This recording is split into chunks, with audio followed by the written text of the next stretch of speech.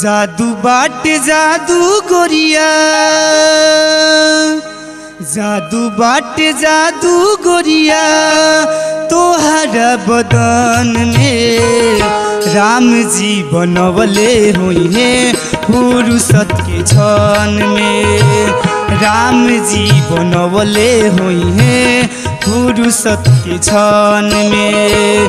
जादू बाटे जादू गोरिया, जादू बाटे जादू गोरिया, तोहरा बदन में राम जी बनवले हुई है फुर्सत के क्षण में। राम जी बनवले हुई है फुर्सत के क्षण में।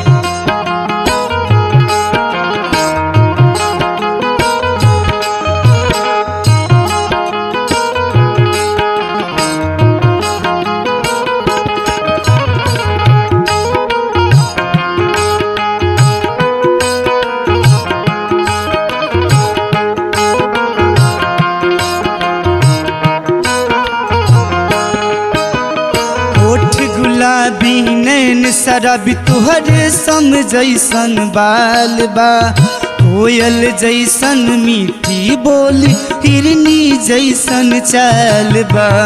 ओठ गुलाबी नैन शराबी तुहरे सम जैसन बाल बा, कोयल जैसन मीठी बोली हिरनी जैसन चाल बा। लागत होई बुसोना के गुड़िया, लागत होई बुसोना के गुड़िया, तू बचपन में राम जी बनवले हुई है फुर्सत के क्षण में। राम जी बनवले हुई है फुर्सत के क्षण में। जादू बाटे जादू गोरिया, जादू बाटे जादू गोरिया, तोहरा बदन में राम जी बनवले हुई है फुर्सत के क्षण में। राम जी बनवले हुई है फुर्सत के क्षण में।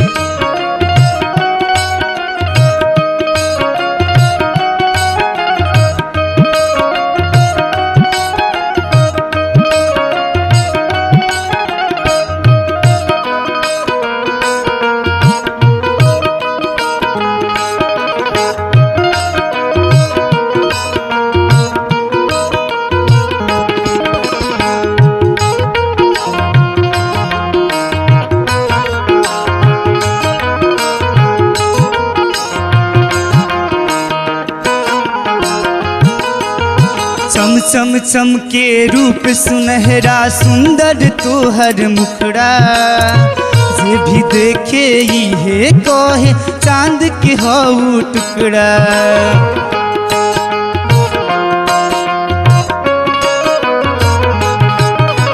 चम चम चम के रूप सुनहरा, चम चम चम के रूप सुनहरा सुंदर तोहर मुखड़ा, जे भी देखे ये कहे चांद के हऊ टुकड़ा।